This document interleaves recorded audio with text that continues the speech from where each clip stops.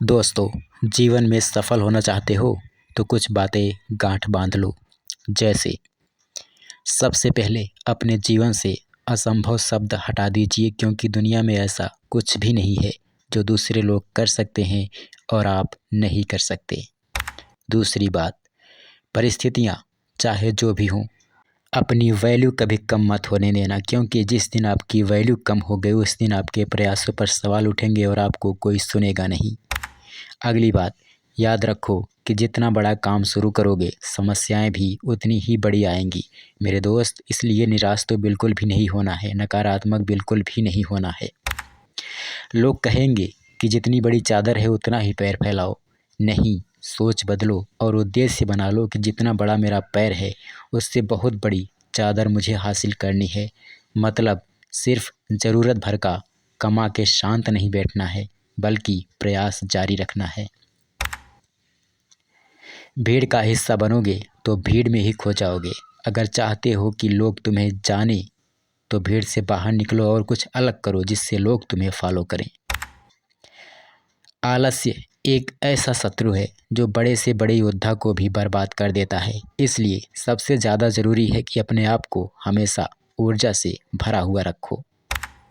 अगली बात, यह दुनिया कभी किसी से खुश नहीं रहती मेरे दोस्त। इसलिए दुनिया को खुश करने में अपनी एनर्जी मत गंवाओ।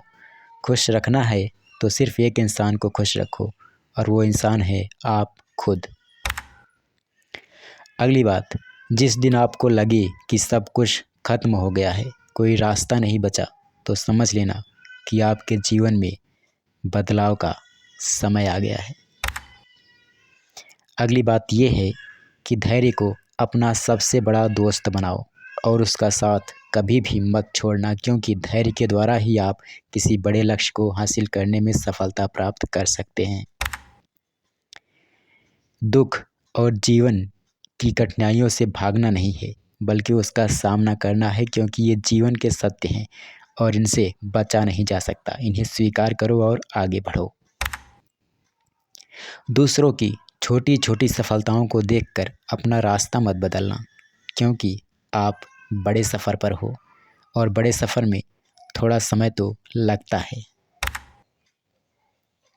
आज की बात कभी भी कल पर मत टालो, क्योंकि हम और आप एक पल के लिए रुक सकते हैं, लेकिन वक्त किसी के लिए कभी नहीं रुकता। इस चीज़ को भी दिमाग में हमेशा रखना।